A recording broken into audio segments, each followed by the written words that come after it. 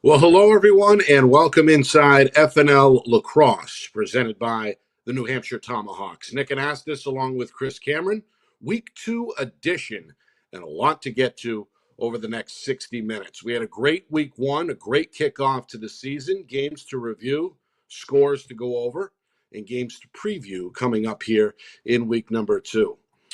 We will have four more guests coming up over the next hour. Olivia Matthews, the Bedford senior, will check in with us. Of course, the Bulldogs off to a 4-0 start in Division 1.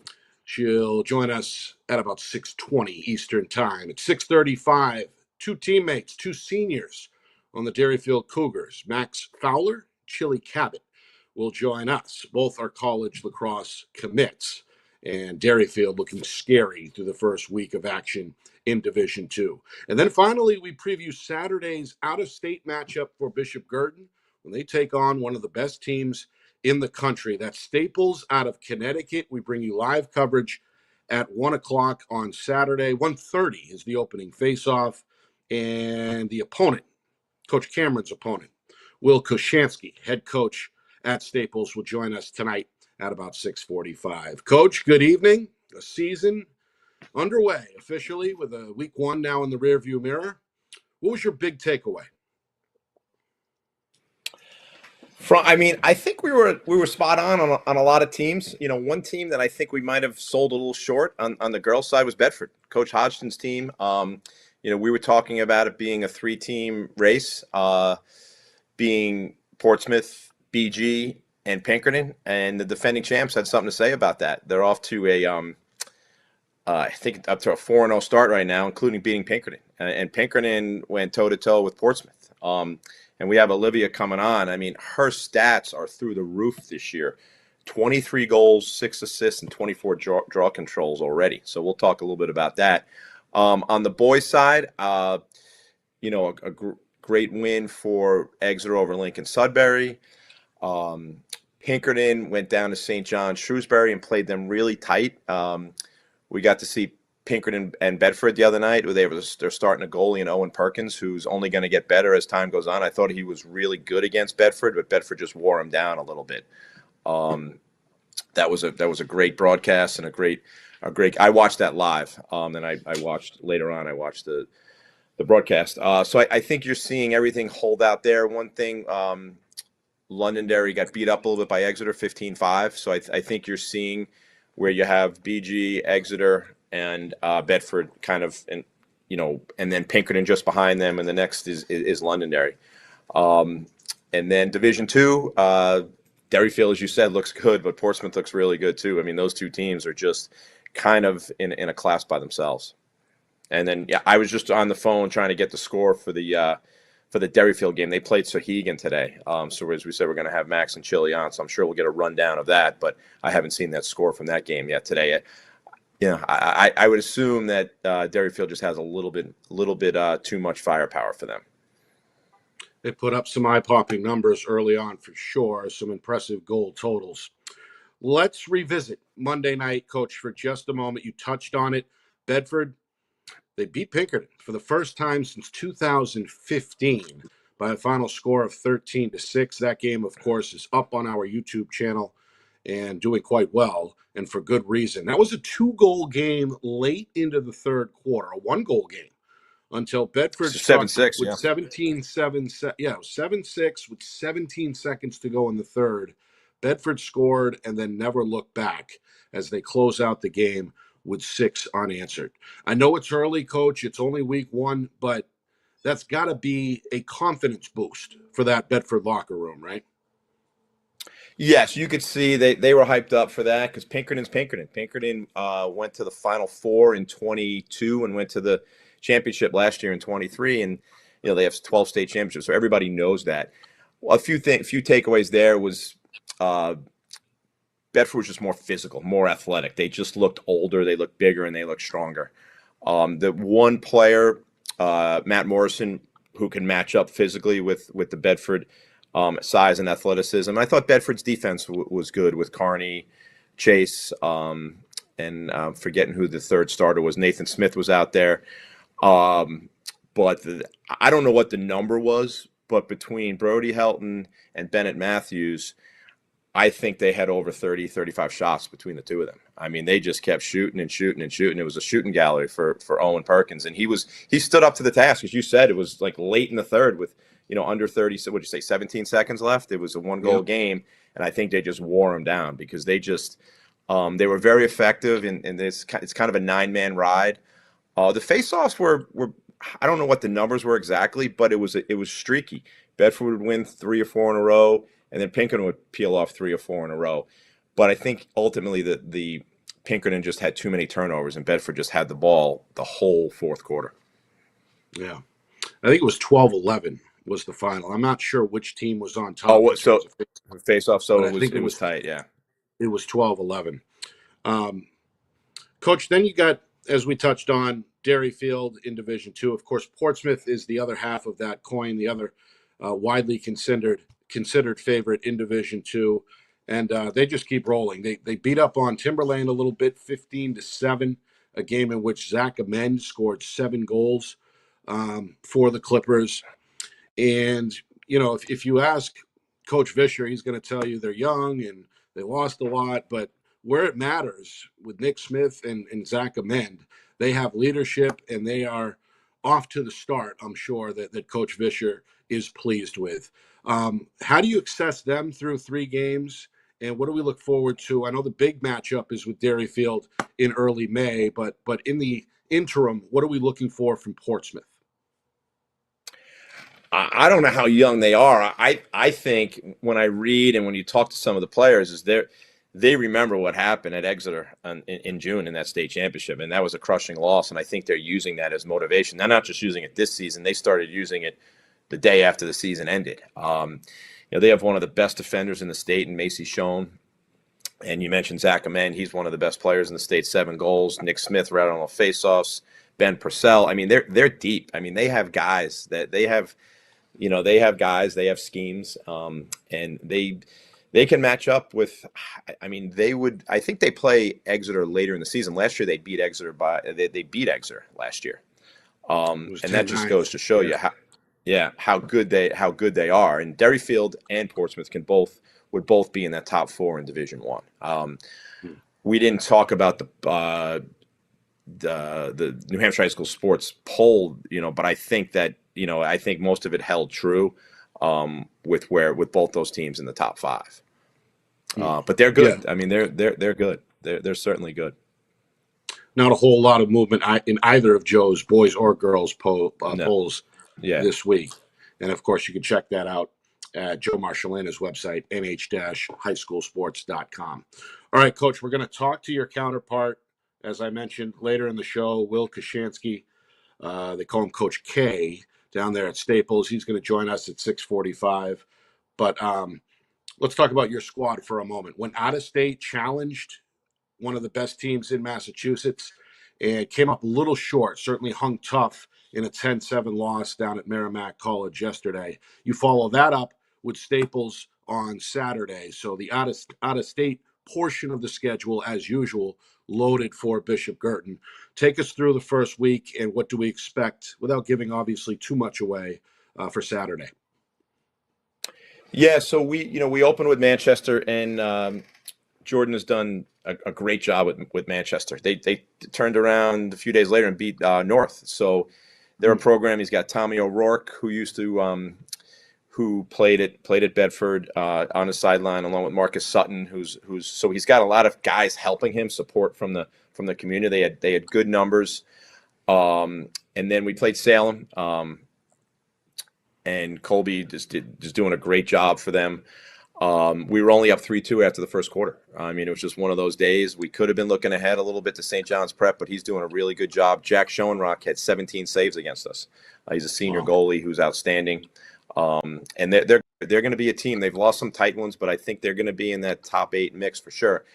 So then we're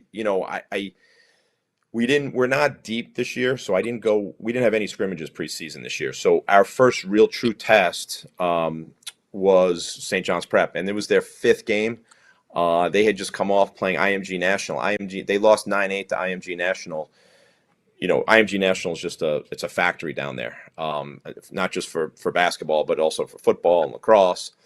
9-8, and they played that game on Saturday. So we got the royal treatment by Coach Morgan and his staff at Merrimack College. It was a great crowd down there. They had the PA announcer, and it was a first class event. And we were down. So a little bit about the game: we were down 3-2 after one, down 5-4 at the half, and then at the end of the third, we were up 7-6 with the ball. Had a sloppy turnover, and they scored with 4 seconds to go to tie it up at 7 heading into the fourth. Faceoffs went our way. Paulo was 55%.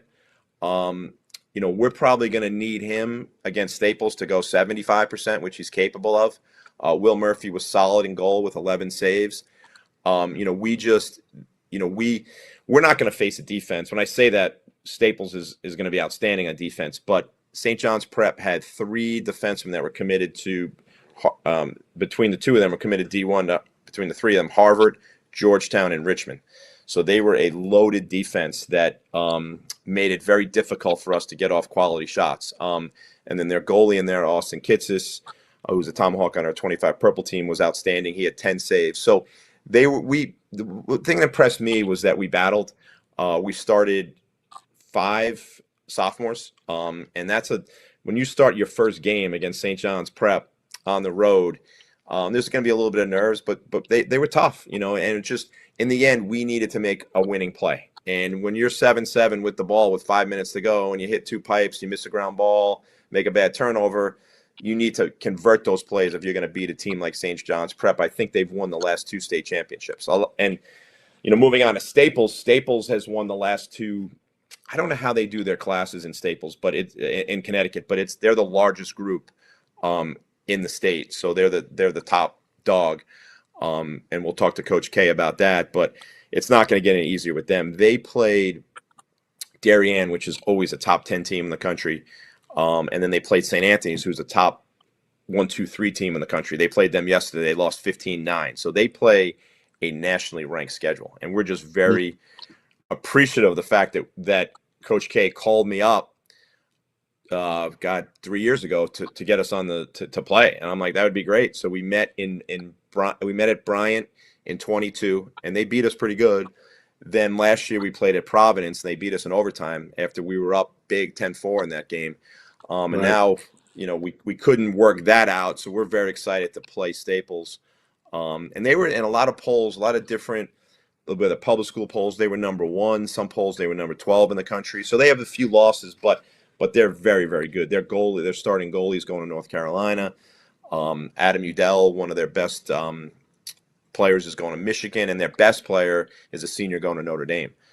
So they're loaded. I mean, they're loaded, and it's going to be, we're going to have to bring our A game, bring our best. But I know the boys are excited for it. Yeah, we're excited for it as well. We'll be on the air about 1:15 Saturday ahead of that 1:30 face-off down at Stello Stadium. Again, it's Staples and Bishop Girton live in our Friday Night Lights New Hampshire game of the week. Your old friend Rick Senator is going to join me on the call. Yes. Roger is out of town, so Rick, Coach Senator, is going to fill in, and I'm sure do a bang-up job. Looking forward to the call. He's done his Coach, homework. He's watched some tape, and he's ready to go. He's excited to fill those shoes and try to take it to the next level. I'm sure he is. We're looking forward to having him. And then Tuesday we have another FNL game versus Bedford, which we're looking forward to as well. But we're one game at a time. Yes, one game at a time. But Tuesday is right, Coach. Thank you for reminding me. We're on the air, Bedford and BG. So big week for the Cardinals here on Friday Night Lights New Hampshire, and it's also our second look early on at Bedford. That game is at 6 o'clock on Tuesday. Let's switch gears here, Coach. We got a few minutes, I suppose, before Olivia Matthews, our first guest, joins us live, the Bedford senior. But let's talk about what we've already seen, and that was that overtime thriller on the Seacoast last week between Portsmouth and Bishop Girton. That game tied at 11 late. It went into OT, and then it ended seconds later. As usual, your daughter Kristen carried me on the broadcast, and we had a lot of fun, even though it was foggy, rainy, and a little bit cold with that wind. But what did you see, Coach, there? That was a high-scoring affair, back and forth, and it looks like those two teams are going to be there in the end for sure. Yeah, so you have the Sports Illustrated cover jinx, but there's no FNL Star of the Week jinx at all because we had Morgan Runke on. She Right. pumps in 5 goals, including the OT winner. So that game was it was tough to explain. Like BG was up 9-5 or 9-9. I think it was 9-5 at the half, maybe 9-6, and they only scored 2 goals in 9-5. the second Yeah. half.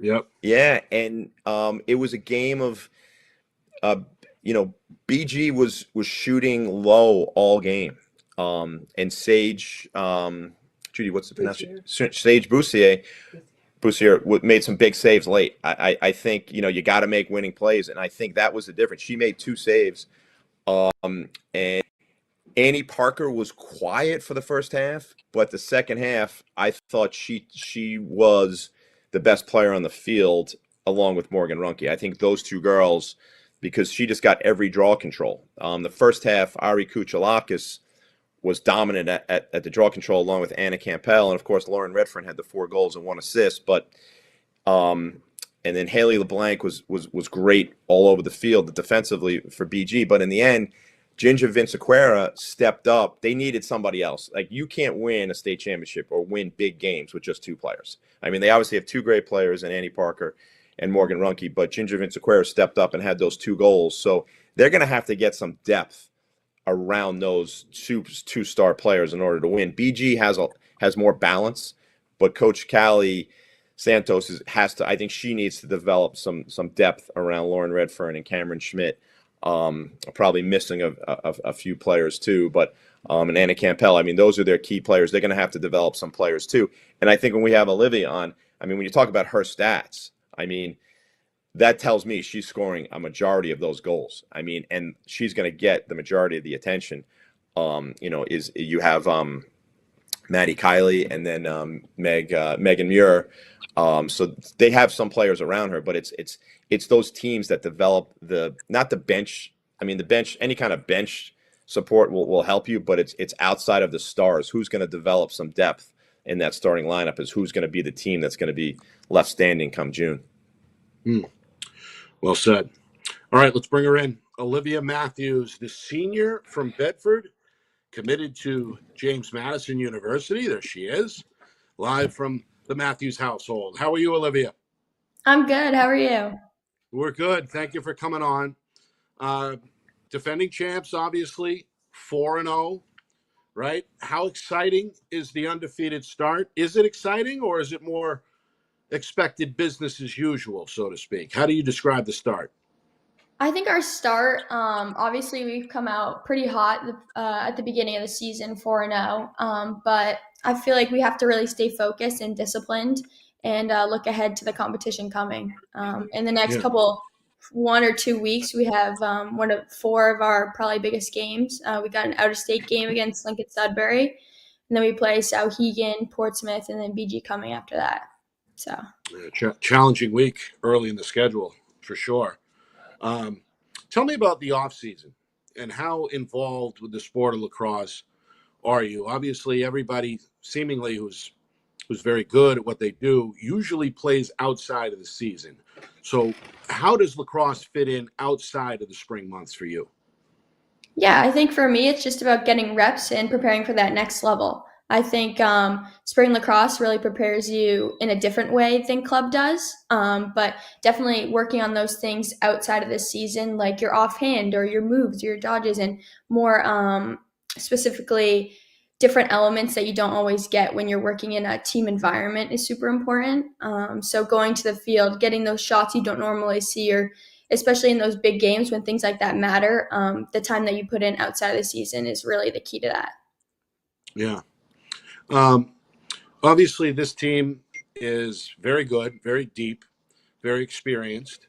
What do they like off the field? Tell me a little bit. Take us inside the locker room. Take us to an off day. I'm sure it's a tight knit group. What are some things that you guys like to do to kind of clear your mind of lacrosse when you have some downtime? Yeah, of course. I think definitely coming off last year, we were a little older. Coming to this year, we lost a ton of girls, so it's kind of bringing those freshmen and those sophomores up, and I'm kind of building that relationship and kind of leading them through the season, and not only just in lacrosse, but developing those relationships for sure. We go out, we get some breakfast. We had practice on Sunday. We went out, got plyobles, and spent time together. It kind of takes our mind off lacrosse and just focus on developing those relationships because I think last year, when looking at our season, the biggest thing was our chemistry. And we had that chemistry. And now, since we're kind of in a rebuilding year and we had that those younger girls who have to step up, it's kind of building that chemistry and really developing that. Yeah, and you alluded to it as a senior now, and you were one of the leaders last year, of course, as a junior. But as a senior, is there any added responsibilities for you, or how have you taken on that challenge of kind of bringing up the freshmen, so to speak? Yeah, I think coming in from last year, obviously winning the state championship and coming off a high off that, I really put myself in a role last year where I was expecting myself to be a leader and kind of holding myself to that standard. And I think this year it's just continuing that and holding that standard and trying to bring those girls up, not only through lacrosse, but it's also those communication skills and the other stuff outside of lacrosse that also develops throughout the game that you learn over the years as from a freshman to a senior. It's having those leaders and mentors before you that for sure makes it easier. Coach? Coach Olivia, thanks for coming on. Good to see you. Good to see you So too. we talked a little bit in the open. I mean, these stats that you've putting up are eye popping. 23 goals, 6 assists, and 24 draw controls. That's a lot on one player. As the season goes on, one thing we talked about is depth. Are there teams starting to focus on you already? Is the game plan shutting you down or shutting you off or denying your touches? Have you seen that so far? I think not yet quite. I think Pinkerton coming into the game, it was 5-1, and I had the first 3 goals in that quarter to make it 5-3. So I think after that, they kind of started not shutting me off, but giving me a little more pressure. But I think definitely later in the season, I'll start seeing that from those programs who have those coaches who know me and are more well known, like Portsmouth, BG, those type of programs who we've obviously competed against for years, and we've definitely competed for that title. So not quite yet. Not yet. So it seems like yesterday how time flies when you were a freshman playing against BG and the big matchup, you versus Riley Bouvier. At that time, she was a junior. Now you're the senior, and how it's so nice to see your game develop into what it is, and it didn't just happen. I mean, hard work it's an example of how hard work pays off. So talk a little bit about James Madison. I remember when we were together, working at the Sportsplex, and you were following the game. And they knocked off North Carolina. So they are, for the people that don't know, they are a top 10 team. I don't know where they stand right now, but they're certainly a team. I think every team is beatable this year, going for the national championship. Tell us a little bit about the recruiting process and why you chose and how you chose James Madison, the Dukes. Yeah, of course. So just kind of going in the recruiting process, I was super open-minded. Obviously, had my top ones. James Madison was my top school going into the recruiting process September 1st. So getting a text from them and some interest was super exciting, but also keeping my options open. I went down to a visit, and it was just unbelievable. I went to a football game, went on the football field with my family, especially my dad. He was super excited about that. But to be able to see the environment and the support from the students around you was amazing. And then the coaching staff, we have Shelly Clace, Kateri Linville, and Colleen Shear, who have all been head coaches of super high programs. So being coached and led by them is honestly like almost a dream. I'm super excited to get involved in the program. They've had a bunch of success. So yeah, going into that, I'm just trying to prepare myself and get ready to be able to make an impact. Mm. Olivia, final question. Obviously, the attention right now is on the remainder of the lacrosse season and bringing home a championship. But after that, you've got graduation, a little bit of off time, I suppose, before you head down to Virginia. How excited are you for the next few months? And take us through that final process as you graduate and then make that transition to an NCAA athlete.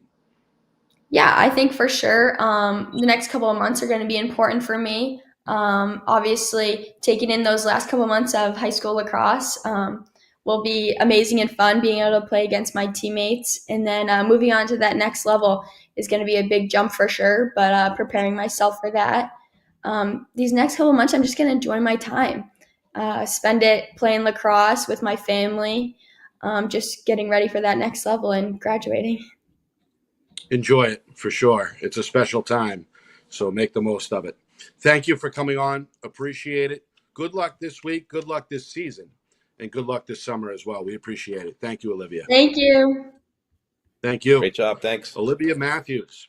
Can you tell, Coach, that she's the daughter of a coach? How well-spoken she was there? Sounded Yeah, just like her old man. she's very confident. She's played that way since her freshman year, but she was good as a freshman. I mean, she was on a team that I don't know if they were. I think they were probably a Final Four team in 21, and she was one of the main players as a freshman. But she's taken her game to the next level. I mean, she's played summer, she's played fall, she's played in the winter. She works hard to get to where she's at. It doesn't just happen. And she's very talented. She's always looking for that next to develop, like what's the next way to develop her game. And she mentioned it. You can hear her say working on her right hand, work on her offhand. She's a natural lefty, but you see that she does have her right. So she's put herself in a situation where she's going to be playing for a top 10 school.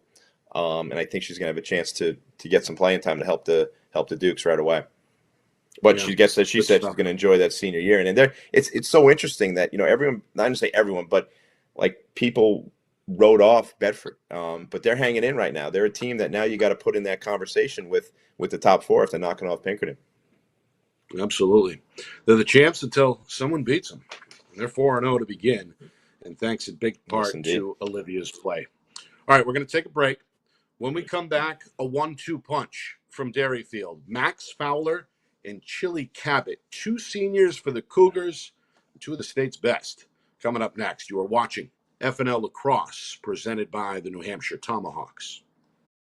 Our broadcast today, as it always is brought to you by Beals Insurance Agency, with locations now in both Bedford and Londonderry. Whether you need home, auto, or business insurance, Beals Insurance will get you both the price and quality coverage that's right for you. Just call 603-471-9999 or visit BealsInsurance.com to request a free quote and start saving money today. Again, that's BealsInsurance.com. The New Hampshire Tomahawks promote the highest level of club lacrosse competition, not just in the state, but in the country. Looking to get recruited? Director Chris Cameron keeps an open dialogue with the nation's top college lacrosse coaches. Over 400 New Hampshire Tomahawks alumni have played at the college level, including the ACC, Big East, Big Ten, Ivy, NESCAC, NE10, and more. New Hampshire Tomahawks coaching staff has over 100 coaches, including current high school, varsity, and college coaches. The Tomahawks offer training for players of all ages, clinics, camps, and leagues, along with spring, summer, and fall elite teams. So play with the best. The New Hampshire Tomahawks, showcase and development for college lacrosse. Visit NewHampshireTomahawks.com and girls.nhtomahawks.com. How can you reach your team's fundraising goals at no risk and no cost? MG Sports offers a variety of products to make your team's fundraiser a success. Their products include tickets and discount cards to hundreds of local businesses. MG Sports now has a digital platform where athletes can raise funds in the comfort and safety of their own home. So become another lacrosse program like Bedford, Goffstown, or Memorial that sets fundraising records every season. MG Sports, fundraising made easy. Visit mgsportsfundraising.com to start raising money for your team today. Welcome back here to FNL Lacrosse. We're presented by the New Hampshire Tomahawks. Nick and Ask This, Chris Cameron with you, live every Wednesday throughout the spring. Every Wednesday, 6 p.m. Eastern, live. You can't make it then, don't worry. The archives are up, of course, on our YouTube channel, FNLNH Media. We appreciate Olivia Matthews for coming on. Good stuff there from the Bedford senior. Bulldogs are 4-0. In about 10 minutes or so, Will Koshansky, head coach of Staples down in Connecticut, will join us. They're facing BG in a big out-of-state matchup on Saturday. That game can be seen right here on Friday Night Lights, New Hampshire. It's our game of the week presented by Beals Insurance. We're off the ground at about 1:15 Saturday with the face-off coming at 1:30. We're about to welcome in Derryfield seniors Max Fowler and Chile Cabot. But first, Coach, we're going to run the reel back to last June in the championship game where Chile Cabot in overtime came through big for the Cougars. Here he comes. Flanagan gets the step. Pass broken up in the middle. It's Gunnar Jackson got a piece. Jackson trying to locate it in the middle of that fray. Oh. In the end, it's Chabot who ends the season. Chile Chabot comes up with the ground ball, finds the back of the net, and the game and the season are over. Your 2023 NHIAA Boys Lacrosse Division II state champions are the Derryfield Cougars. They do it in overtime. Chile Cabot, the junior, scores the first goal of the game and the last goal of the game. There it is. Let's welcome them in. Max Fowler and Chile Cabot, two senior veterans for Derryfield, joining us live, I believe, from Derryfield, the Derryfield School. Fellas, how are you? Doing good. How are you guys? We're good. Thanks for coming on. We appreciate it. I don't know if you Thank saw you for that, but having we us. just Hey, thank you for coming. We just played the game-winning goal last year in the championship game in overtime, scored by Chile Cabot. And we'll start the interview right there. Chile, what did that moment mean to you? What did it mean to the school? And take us inside that celebration, if you would, from last June.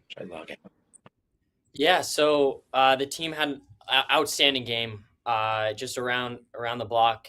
Defense played out of their minds. Our goalie had a great game. It came down to the wire. Ethan Flanagan made a little wing dodge, came down the wing. I tried to make a little cut. The guy was on me. Ball kind of hit the dirt, and then I just kind of was in that spot, kind of got lucky. Went around a guy, almost threw a BTB, but I decided not to, and then I just kind of put it far corner. Got super lucky, super proud of all the boys. It meant a lot just for Het and all the boys who come out every day, work their butts off. It was a great feeling. And Max, it must have been special to do it against Portsmouth, as they had your number really up until that point, the two-time defending champs. How sweet was that moment in that championship in your experience? Oh, that was awesome. Like the whole game, there was a lot of energy in that building and or just all on the field. And they had a great momentum shift. And then we thought we weren't scared, but it was getting a little bit close. And then watching that from the sideline and just running on and getting the chills, it was awesome. What's the offseason been like for both of you? As you prepared for this season, I know a lot goes in behind the scenes, a lot that folks don't know. Of course, Coach Hetler runs one of the best programs statewide, regardless of division. Take us, I guess, to the last 6-7 months leading up to the season and what that day-to-day grind looked like. Yeah, so we had a lot of lifting. We have a great trainer, and she puts us through a lot of workouts. So we come in the morning at 6, and that's when the work started. And we also had times where we would just shoot around, or we'd always be talking about lacrosse throughout the day. And it's just been building up to this point, and then when we went to Florida, it just, from last season to now, it feels like we've just been we've kept working. Chile? Yeah, Max said it perfectly. We were always talking about lacrosse, regardless of being in season or not. We always had a stick in our hands, whether that was before, during, after lunch. We'd always be shooting around, trying to get out on the turf as much as we can. We had guys shoveling off the snow to go shoot. And that was the biggest thing, is always just keeping a stick in our hands and staying well rested for the season and then getting after it. Yeah. Coach? Back. Are you in the AD's office? Yep. Yeah. Yeah. So 18-0 score today. Is that accurate? Yep. Mm-hmm. So you guys are just taking apart D2 right now. As I've told you guys during the winter, I told Coach Ed I would love to have you guys up in D1. That's how good you guys are. You guys would I think this is the most competitive you'd ever be with us in the years that we played, and that's just how good you guys are. A lot to your, not just your leadership ability, but your ability. And both of you had outstanding summers this year. So let's talk a little bit about how your timeline was pretty similar with the commitments, but just each of you talk about your process and how and I'll talk a little bit about the other options that you guys each had, but just talk about how the recruiting went. And they both, for the audience, they both played together on 24 Purple this summer. That was coached by Sean Cameron and Nate Liberty, and the team had an outstanding summer. But just talk a little bit about how the process went. Yeah, so Mass Maritime was always kind of my first choice. I found out about the school kind of like freshman year, and then really started to fall in love with it sophomore year. Did a couple tours, and then posted a highlight video, and the coach reached out, and then we started emailing, started chatting. And then Max was actually there, as in our hotel room at Long Island, and we gave him a call, and basically was like, let's do it. And then one thing led to another, and here I am. All right, great fit, outstanding fit. What about you, Max? Yeah, so early, I had some interest and stuff, and it wasn't anything like that got solidified. So not until the last summer, we started talking with like different schools and stuff, and that's when I was approached by Coach Shimon, and he asked me if I wanted to go on a tour. So I went to St. A's. I looked at everything, and I wasn't sure like at what point like I wanted to commit, but then after like weighing the options, and one day I told him I was going to be committing by a certain time, and I didn't even wait to that time. Like, I just fell in love with the school, great facilities, great coaches, and I just committed there. And yeah. Yeah, so they're Coach Shimana and the St. Anselm program is they're friends of the program here. I watched the Bedford Pinkerton game with Coach Coburn, who's the defensive coordinator at St. Anselm, and they're just very, very excited to get you on campus and think you're going to have a chance to compete for playing time right away. And they're a top 5 program. And Max both these guys had D1 options, but what's important here is that they chose the best fit. And that's more important than anything, is finding the right fit for each of you guys. So with the schedule that you guys have, some teams there's no doubt that are don't want to play Derryfield because of how good you guys are. How do you push yourself to stay competitive and to get better with some of these lopsided scores that you guys have? Is it in practice, or tell us a little bit about that challenge? So in practice, we like to push ourselves a lot. A lot of the drills, like I know in some like the one-on-ones, like I'll do like 5 or 4 reps in a row against Chile, and we just keep working. And mainly in some of these games, like our game today, we try to work in some of the younger guys, because like you don't know when someone could maybe get injured or something. So yeah, we just try to work in the younger guys and.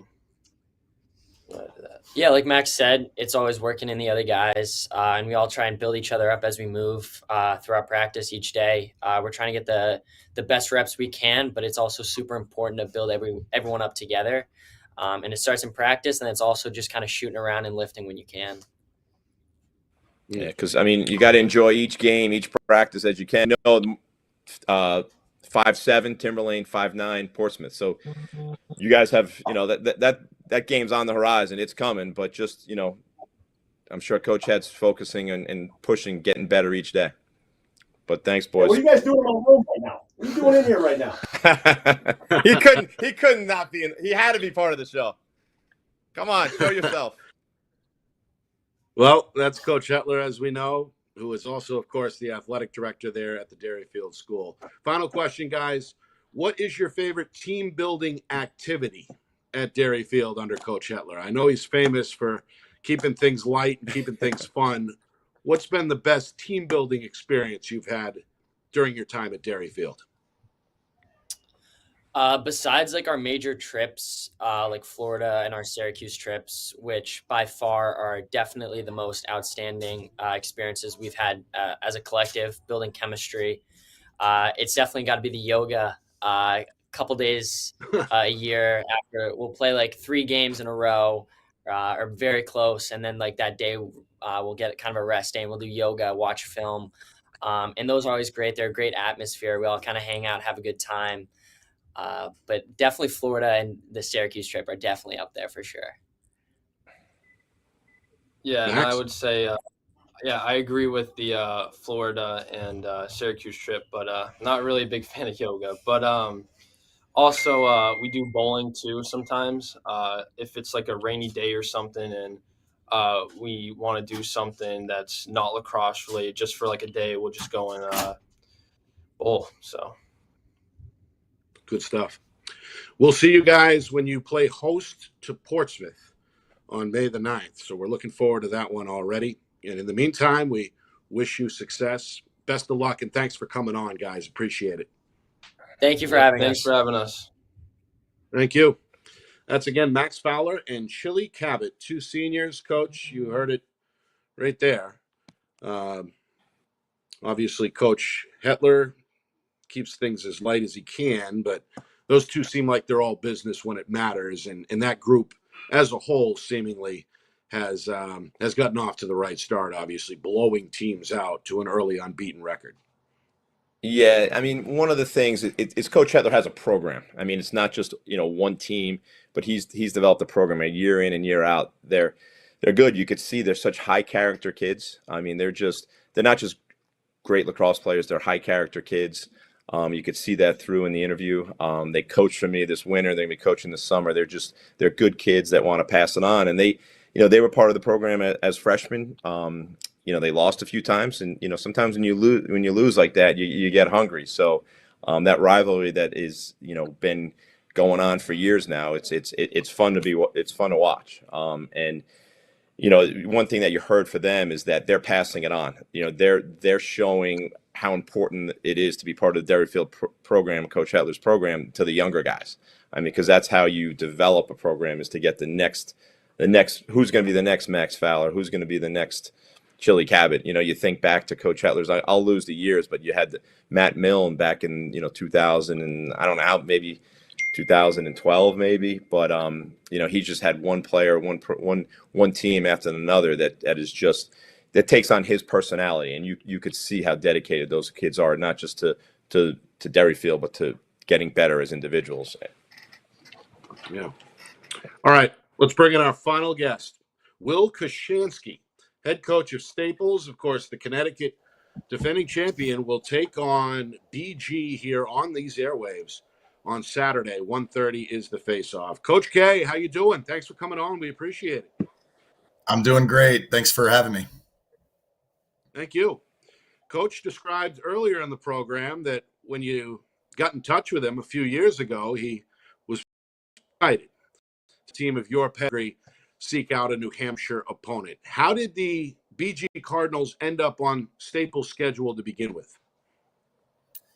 Yeah, I think back when I was an assistant coach at New Canaan, I believe Coach Cameron and Coach Buzzio had connected about setting up a game. And then I became the head coach at Staples. And, one of the things that I've tried to do, and I think the FCAC, our conference, does a good job of, is scheduling top class out of state, out of conference games.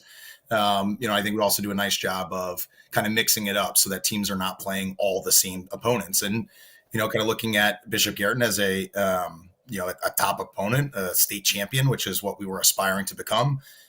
We looked at that as an awesome opportunity, and I reached out to Coach Cameron, and we were fortunate enough to get that set up. Coach, how do you go about scheduling the roster, or the scheduling the schedule? We've asked Coach Cameron, of course, over the years. He's provided the insight. Of course, the objective is to test your guys and get them ready for the ultimate challenge, the state tournament. But how does your team schedule opponents, and how have you been able to build up such an impressive list of opponents over the years? Yeah, so again, the FCAC is one of the strongest public school conferences in the country. So right off the bat, our schedule is, strong with teams like New Canaan and Darien, Ridgefield, Greenwich, Wilton, right? So those are all, top end programs. And then we get the opportunity to schedule 8 non-conference games, right? And so the mindset for us is, yes, you want to win every single game, but, going out and finding weaker opponents and, games that you're going to win ahead of time, I think, doesn't prepare you for the ultimate goal, which is, to go far in the FCAC playoffs and to go far in the state tournament. And so this year, I think our schedule is one of the hardest in the country, I would imagine. And that was intentional to go out and find the best opponents. Some of them were already on our schedule. We've added, a couple others to the schedule. And the whole mindset was to test ourselves. And we played St. Anthony's yesterday down there. It was, a tough loss for us, but, I told our guys that, we want to play those games because on one hand, it's going to bring out the best in you, hopefully bring out the best in you, that you're stepping up for those moments and those opportunities. And then at the same time, you're going to learn a lot about yourself and learn a lot about what your strengths and weaknesses are. So then you can work on those things moving forwards. Yeah. How about, I guess, your team, this group here? Coach was rattling off some of the schools at the beginning of the broadcast. Obviously, top D1 talent, it seems like, again, on your roster this year. What are the strengths? What are the weaknesses? And give me something to watch for on Saturday from the broadcast booth. Yep. I think it's an interesting squad, a little bit different than the last couple of years in that, we were very senior and junior heavy in those classes. Or in those teams the last couple of years. This year we've got 3 freshmen and 6 sophomores up on varsity, 6 or 7 sophomores up on varsity this year, which is a little bit uncharacteristic for us the last couple of years. But at the same time, we still have, as you mentioned, a ton of talent in the, senior and junior classes. I think, on paper, I think our strength is our defense with, 3 seniors returning from last year's starting defense, plus our starting goalie back. A Division I defensive midfielder for us. But playing St. Anthony's yesterday, I was really happy with the way our offense played. They had Division I commits all over the field on that defense. And I felt like our guys did a really nice job winning their matchups individually and then moving the ball to the right guy when it was time and putting the ball away against a really good goalie. So, I think, the hope is that we're a pretty balanced team. The St. Anthony's face-off guys, really good, but our face-off guys have been, pretty dominant in the other games we've played this year. So, hoping to continue that. I think for the weekend, something to look for really is we want to get our clearing game back on schedule, and we want to ride a little bit more aggressively than we've been doing in these past couple. So I think the clearing and riding, which is kind of maybe sort of like special teams, right? It's not offense and defense necessarily, but that's an area of the game where a lot of the momentum can be built in those areas, and then you can ride that momentum into a goal streak and go on a run and take a lead. Coach, first off, thanks for coming on tonight. I know you're busy. You played St. Anthony's yesterday. You got Wilton tomorrow. And also, thanks for making this game happen and coming up. You made me look really good. People are like, how did you get Staples to come up to New Hampshire? So I don't really tell the whole story to people, but it does make me look good. So for the viewers out there, we played at Bryant 2 years ago, and Staples put it on us pretty good. I think they beat us like 15 or 16-6. Last year we played at Providence. It was an overtime game, and then this year we just could not find a site. So Coach was very flexible and gracious to come on up and play us. So we really appreciate that. And Coach runs the Eclipse, one of the top programs in the country. But you're in a hotbed. You're a public school, and you have all those private schools around. How are you so successful keeping your players home at Staples? Yeah. And by the way, everybody around here is asking me, why are you guys going all the way up there? And I'm like, listen, it was, we worked and couldn't find the neutral site. So it is what it is, right? Again, you want to play the best. Sometimes you got to, do a little extra traveling to make that happen. So, as far as our, being a public school in an area where there's a ton of private schools and kids have lots of different opportunities, I think it's got to be intentional, right? And that's what we try to do is as a coaching staff at the high school level is be very intentional in working with our youth players.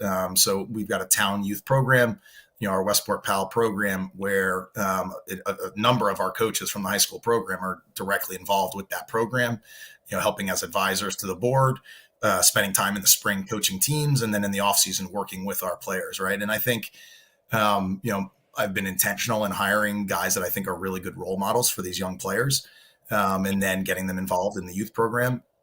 I think allows parents and allows players to see what it would be like to play at Staples and to play for our coaches. And, I think my coaches, my assistant coaches especially, do a really, really good job of building relationships with all the kids, in the youth program on their way in, and then, through high school. So I think, there's tons of opportunities and lots of different places for these kids to go. But I think, we've been able to create kind of a sense of pride in our program and a sense of pride in our town. And then I think our coaches, like I said, the assistant coaches do a really good job of getting involved in the youth. Yeah, it's incredible what you've done, and we're really looking forward to having you up here on Saturday. Yeah. Coach, finally, who are some of the team leaders, Coach? Who are some of the guys that you lean on in the locker room? Yeah. I think so we've got 5 captains on the team spread across positions. On the offensive end, it's kind of Ben Burmeister is our midi going to Notre Dame. He's a guy that I think his leadership style is to lead kind of by example in the way he prepares and the way he trains and the way he gets himself ready to play. And then we've got Cisco Salato is one of our face-off guys going to Gettysburg. He is definitely one of our vocal leaders. He hoots and hollers and gets the guys fired up and, really pushes the guys around him. And he's another guy that works incredibly hard off the field. Max Murillo, a D midi, for us is going to go to Providence. He's a guy, that is just, it seems like is just always on, right? Is just always ready to go, whether it's the weight room, off-season clinics, practice, whatever it is, he's always ready to go, is always on, is always working his hardest. And then on the defensive end, we've got Sammy Petrosino, the starting defenseman for us. He's going to be a Trinity College football player.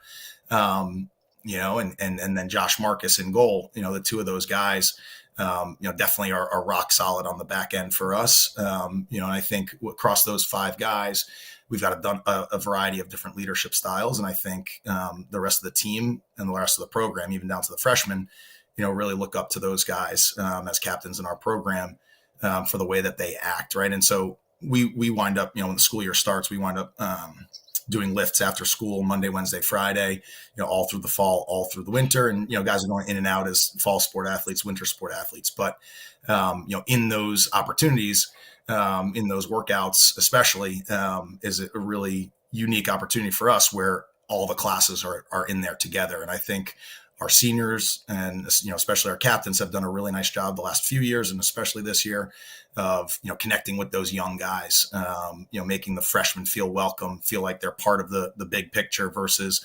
I'm aware, a lot of different places where it's kind of like, varsity is its own thing separate from the rest. And so our seniors and captains take a lot of pride in that. And it just worked out. We have a lot of young guys on varsity, but, they treated all of those guys with a ton of respect. Coach, thanks for coming on tonight. Best of luck on Saturday. And again, we appreciate your time. Thank you. Yep. Thank you for having me. And we'll see you guys soon. Thanks, Will. Thank you. Thanks, Will. That's Will Koshansky. We'll see him on the sidelines Saturday when Staples takes on Bishop Girton in our Friday Night Lights, New Hampshire game of the week. Opening face-off 1:30 Eastern on Saturday. Want to thank Coach Gay for jumping on. Want to thank Max Fowler and Chile Cabot, the 2 Derryfield seniors, and, of course, Olivia Matthews of Bedford. Coach, what'd you take away from tonight's show? Tonight's show, with Staples, I thought we played a really tough defense with, St. John's Prep, but they're going to be just as tough, and he's got a really good goalie. His goalie's going to North Carolina, so and they play the iron. I mean, he said one of the toughest schedules in the country, so we're just glad to be part of that. And so from that standpoint, it was nice of him to come on and learn a little bit about what it takes to keep players, home, because he's got Brunswick down, which is one of the top programs in the country, right around the corner from him. They have Avon, Deerfield, so there's some competition, and As far as Derryfield,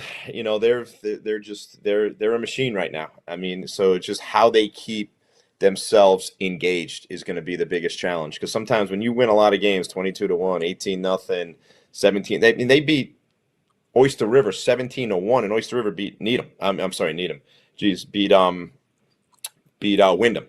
So that's how good and how much they've separated themselves from the rest of the division. And then as far as with Olivia, I mean, that's where you're going to get with her. Very confident, composed, just a great student athlete and a leader and a hard worker. And that girls Division 1 is going to be interesting. There's four teams in there that it's going to be competitive, and looking forward to the broadcast on Saturday. It's gonna be a nice day. We all deserve this weather to turn like this because we're tired of being in the rain. Well, I watched you and Kristen out there at that broadcast. They had you outside under a tent.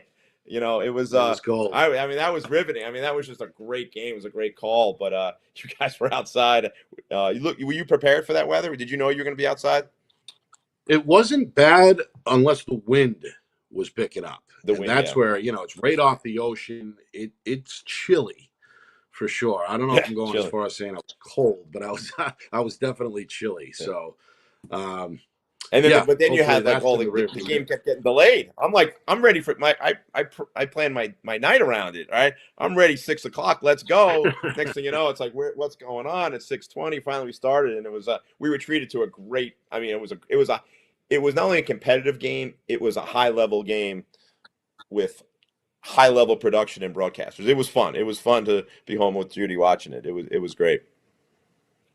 That game's still up on our channel, of course. You can check that out. BG and Portsmouth on the girls' side, and the Lone Boys broadcast we've done so far, Bedford and Pinkerton, in which the Bulldogs ended a 9-year head-to-head drought. I want to thank the sponsors tonight. The presenting sponsor, the New Hampshire Tomahawks, of course, Beals Insurance, and MG Sports Fundraising. Thank our guests, Olivia Matthews, Max Fowler, Chile Cabot, and Will Koshansky. For Coach Cameron and the man behind the curtain, our director, Ben Beals. My name is Nick Anastas saying so long. We'll see you Saturday, 1:30 for BG Staples, and we're back on the air with FNL Lacrosse next week at 6 p.m. This has been FNL Lacrosse, presented by the New Hampshire Tomahawks.